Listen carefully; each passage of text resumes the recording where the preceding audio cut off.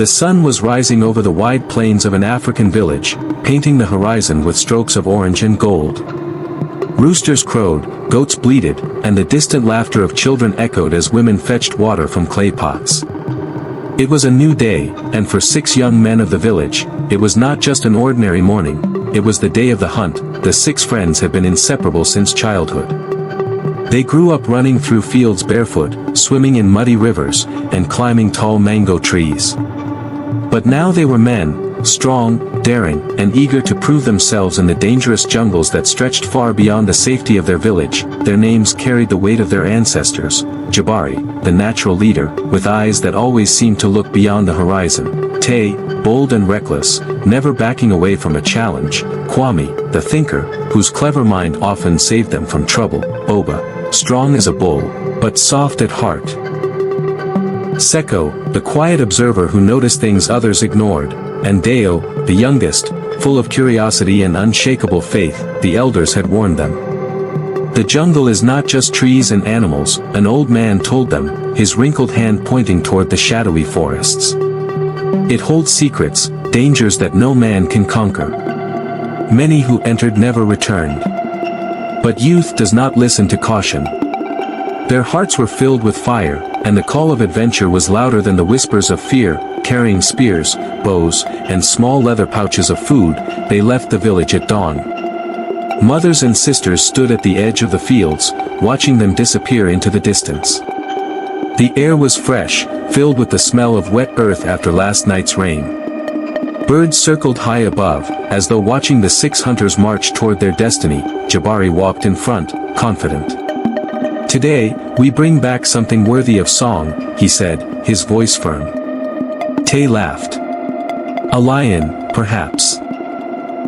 Or a wild buffalo. Let the village cheer for us." Kwame shook his head. "We must be wise. Pride has led many hunters to their graves." "Graves or glory," Oba replied, lifting his heavy spear. "I choose glory." The others laughed, but Seko and Deo remained quiet. Seko's sharp eyes scanned the horizon, already uneasy at the dense line of trees ahead. Deo whispered a silent prayer, clutching the small charm his mother had tied around his neck. The jungle loomed closer with every step, a wall of green shadows that seemed to breathe on its own. Tall trees stood like giants, their branches entangled to block the sky. The sounds of the plains, the goats, the roosters, the village, faded away. In their place rose the heavy silence of the unknown. The 6 friends stepped beneath the trees, leaving behind the warmth of the sun. Cool darkness wrapped around them like a cloak. The hunt had begun. The moment the 6 friends stepped into its depths, the world around them changed. The air grew heavy, thick with the scent of damp soil, wild orchids, and unseen creatures. Shafts of sunlight pierced through the tangled canopy in scattered streaks, but most of the ground lay in shadow. The silence of the plains was gone, replaced by the constant hum of insects, the distant calls of monkeys, and the rustling of unseen wings. Oba swung his spear casually as he walked. "This place is not so frightening," he boomed. "It is only a forest." Kwame frowned. "A forest, yes, but one where even the ground hides teeth." Deo, the youngest, bent down to study an odd set of footprints pressed into the mud. They were large, too large for any goat or antelope. His stomach tightened. "Look," he whispered, pointing. Tay grinned. "A lion, perhaps. This is the challenge I wanted." But Jabari shook his head. "Stay sharp. The jungle does not show its secrets easily. What we see is only a shadow of what is here." The deeper they walked, the thicker the trees grew. Vines twisted like snakes around the trunks, and massive roots rose from the ground like the backs of ancient beasts. Some trees were so tall their tops were lost in mist. The friends felt small beneath them, like children in the presence of giants. Hours passed. The thrill of adventure slowly turned to unease. They had not seen a single deer, antelope, or even a rabbit. Only the sound of hidden creatures watching them from the shadows. Seko, ever observant, stopped suddenly. "Do you hear that?" The others froze. At first, it seemed like nothing, only silence. But then they heard it too, the distant, hollow roar of water, the river, Jabari said. If we follow it, we may find animals coming to drink. The group agreed and pushed through the undergrowth, following the faint sound. Branches scratched their arms, and thorns tugged at their clothes, but they pressed forward, driven by hunger, curiosity, and pride. The sound grew louder until it filled the air like thunder. Soon they stood at the edge of a massive ravine. A great stream of water rushed below, its surface hidden by fallen branches, thick grass, and moss. The ravine's sides were steep, lined with wet rocks and roots that looked too weak to hold a man's weight. Deo peered over the edge, his heart pounding. It looks dangerous. Tay smirked. Dangerous, yes, but also full of life. Look at those tracks. Animals must come here to drink. Oba lifted his spear. Then let us climb down. Our prey waits below. Kwame hesitated, unease filling his chest. The ground is slippery. If we fall, there may be no way back up. But Jabari, determined to lead, nodded at Tay and Oba. We are hunters. We do not turn back because of fear. With that, the 6 friends began searching for a way down. The ravine seemed endless, stretching into darkness, as though it swallowed everything that entered. They did not know it yet, but their lives were about to change forever. The 6 friends stood at the edge of the ravine, staring down at the shadows below. The roar of rushing water echoed like a warning, but excitement blinded them. None wanted to be the first to admit fear. Jabari tested the slope, pressing his foot against a patch of moss-covered rock. It was slick, but there were roots and vines hanging down, like ropes left behind by nature itself. We can climb, he said firmly. Step carefully, and we will reach the bottom. Oba, always eager to prove his strength, grinned. Then I will go first. He grabbed a thick vine and began lowering himself, his muscles straining. The others followed one by one, placing their weight on vines and roots, their breaths heavy with both fear and thrill. For a few moments, it seemed possible. Their bodies moved down the wall slowly, the ground drawing closer. But fate does not always favor courage. Halfway down, Oba's hand slipped. The vine tore free from the wall, roots snapping like dry twigs. Oba! Jabari shouted. Before anyone could react, the ground beneath them crumbled. The slope was unstable, and the weight of 6 bodies pressing against it was too much. A chain reaction began, the rocks gave way, vines ripped, and suddenly, the hunters were no longer climbing. They were falling. They tumbled into the ravine, bodies colliding with stone and wood. Branches scratched their faces, rocks bruised their ribs, and the roar of the water grew louder as they plunged into darkness. Then came the impact. A deafening crash of bodies meeting mud, stone, and water. The air filled with cries of pain, and then silence. Only the gurgle of the stream remained, flowing over the broken remains of their pride. Jabari lay on his back, his breath ragged. Pain shot through his chest, but he was alive. He tried to move, his eyes searching through the shadows. 2 of his friends lay unnaturally still, their eyes open but empty. Tay and Seko, gone in an instant. Their necks and heads twisted at cruel angles, their lives snatched by the merciless fall. Oba groaned nearby, clutching his leg. The bone had snapped, bent at a sickening angle. His screams echoed off the stone walls, raw with agony. Kwame dragged himself across the mud, one arm limp and broken. He bit his lip so hard it bled, fighting back the cries that burned in his throat. Only Jabari and Deo had escaped serious injury. Their bodies were bruised and battered, but their bones were intact. They stood slowly, the shock of survival written across their faces. Deo's voice trembled. They're dead. Jabari clenched his fists, fighting the wave of grief threatening to drown him. Not all of us. We must help the living. The ravine was colder than the forest above, damp and shrouded in mist. The high walls loomed like prison bars, trapping them in a pit of death. Above, the light of the jungle seemed impossibly far away. Jabari knelt beside Oba, pressing a hand to his chest. "Breathe, brother. We will find a way." Oba's eyes were wild with pain. "My leg.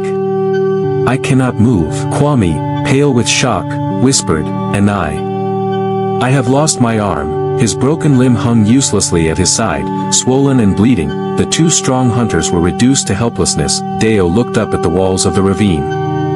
The vines they had trusted now hung broken and out of reach. The stones were slick with water, impossible to climb. Fear closed around his heart like a fist. "How will we escape this?" he whispered. Jabari's jaw tightened. He felt the weight of leadership pressing heavier than ever. Four of them still breathed, but the jungle had swallowed them whole. The hunt had become a battle for survival. The ravine felt like another world. The walls rose so high that the sky was nothing more than a narrow slit of gray light. The air was damp and heavy, filled with the smell of moss, mud, and decay. Water trickled down the stones, dripping endlessly like tears. Jabari stood in silence for a moment, forcing himself to think. The cries of his wounded friends echoed in his ears, blending with the endless murmur of the stream. He wanted to grieve for Tay and Seko, whose lifeless bodies lay only a few feet away, but he could not. Not now. Not when others still needed him. Deo crouched beside Oba, who writhed in pain, his leg bent grotesquely.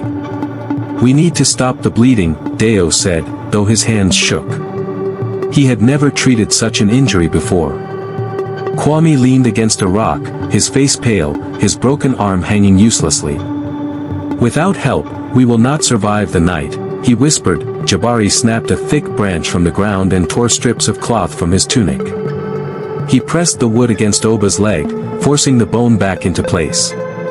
Oba screamed, the sound tearing through the ravine like a wounded animal's cry. Jabari bound the leg tightly, his own face twisted in pain as though he felt it himself. "It will not heal quickly," Jabari said, breathing hard. "But you will live." Next, he turned to Kwame. The arm was badly fractured. Jabari tore another strip of cloth and tied it to hold the limb in place. Kwame winced, sweat dripping from his brow.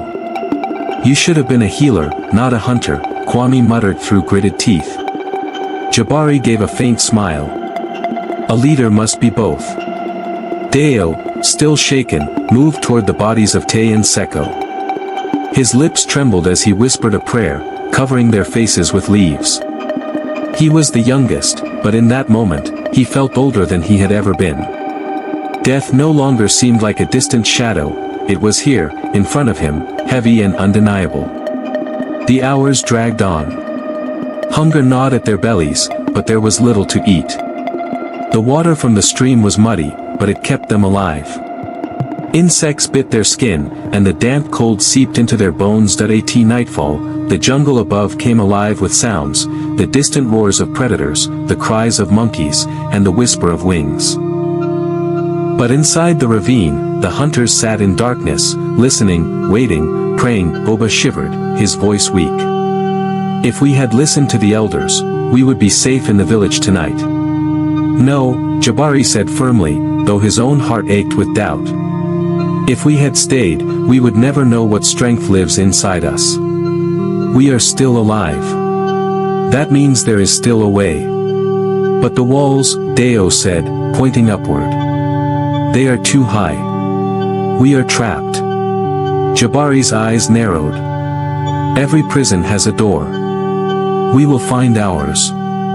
For the first time since the fall, a spark of hope flickered in their hearts, yet as the night deepened, and the cold gnawed at their flesh, each of them wondered silently. Was survival truly possible? Or had the jungle already chosen their graves? Morning came slowly, gray light dripping into the ravine like water through cracks.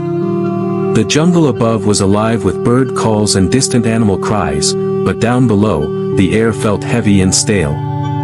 Jabari opened his eyes to the sight of moss-covered stone above him, the walls towering like a prison that mocked his strength. Oba groaned, clutching his broken leg. Kwame's arm was swollen, his face pale.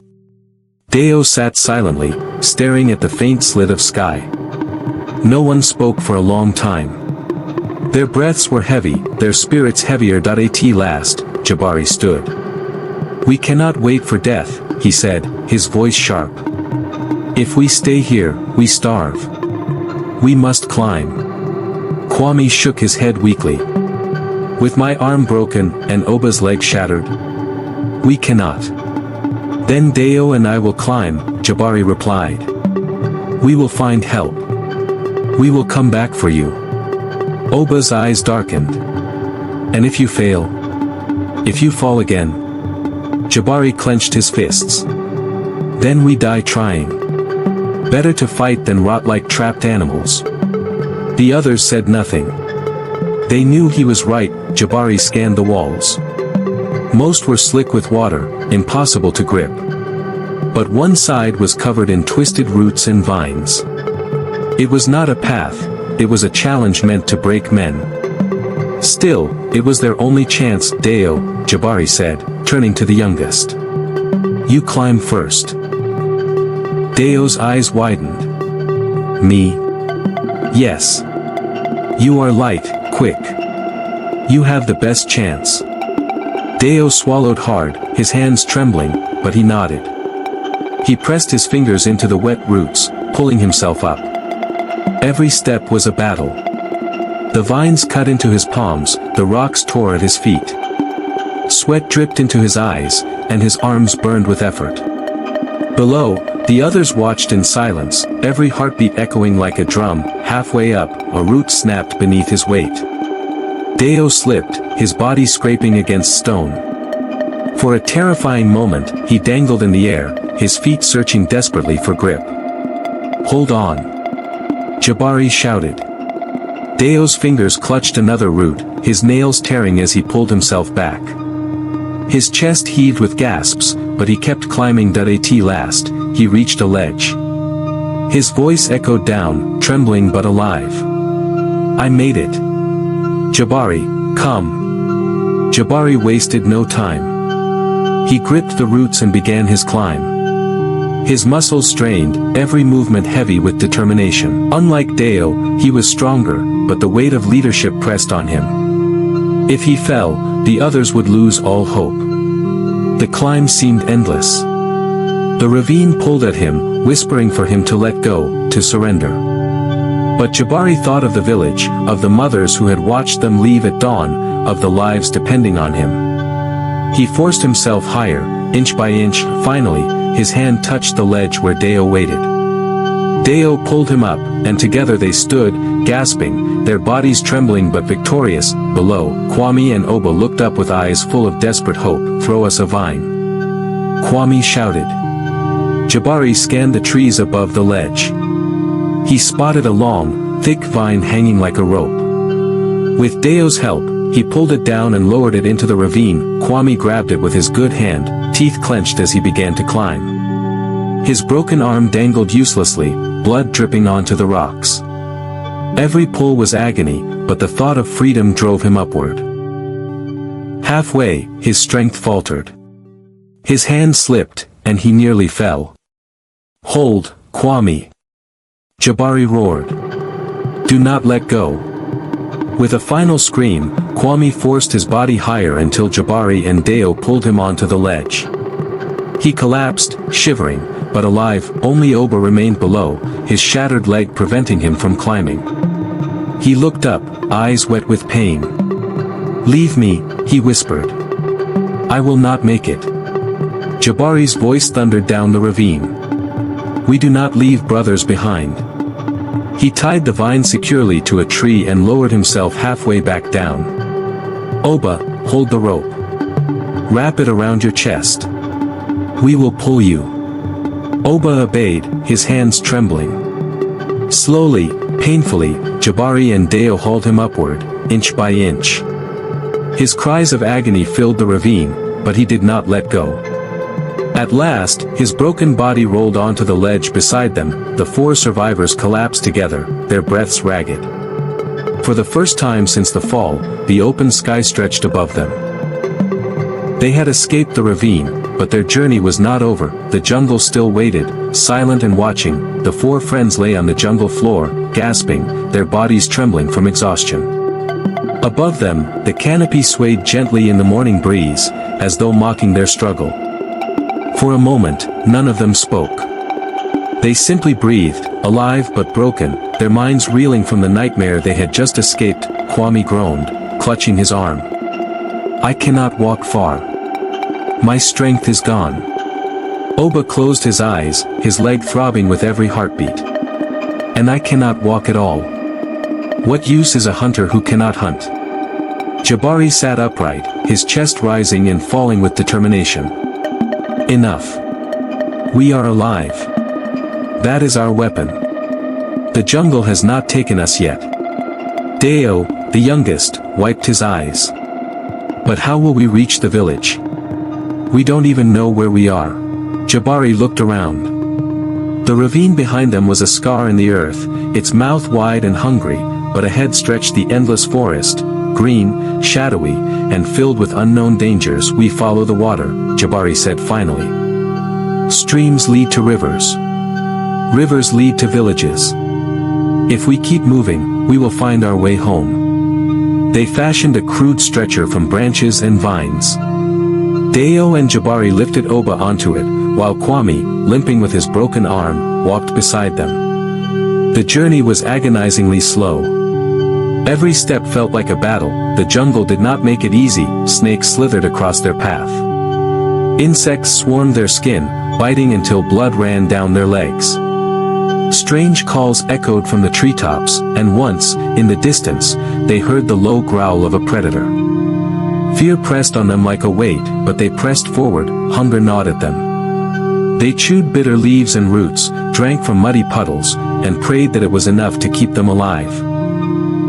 Still, they moved, one step, then another, days blurred together. The jungle tested their will, stripping them of pride, leaving only raw survival. Yet through the pain, something powerful grew between them, an unbreakable bond. Each carried the other, each fought for the other. On the fourth day, just as their hope began to flicker, they heard it, the distant sound of drums. Deo's eyes widened. The village, it must be close. Strength returned to their bodies. They stumbled forward until the trees thinned and sunlight poured through. And then, like a miracle, they saw it, the familiar huts of their village, smoke rising from cooking fires, children running barefoot across the fields. They had made it home. Villagers rushed to them, gasping at the sight of the battered hunters. Mothers wept, fathers shouted, children clung to them. The news spread quickly. 2 had been lost, but 4 had returned from the jungle's jaws. The elders gathered, their faces grave. "You left as hunters," one said softly, "but you return as men who have faced death and lived." That night, as the village sang songs of mourning for Tay and Seko, they also lit fires of honor for Jabari, Deo, Kwame, and Oba. They were scarred, but they were alive. And in their survival lay a lesson deeper than any hunt. The jungle takes, the jungle tests, but the jungle also teaches. Strength is not in spears or muscles. Strength is in unity. Strength is in never leaving a brother behind, and though the shadows of the ravine would forever haunt them, the 4 friends carried within their hearts a light brighter than fear. The light of survival.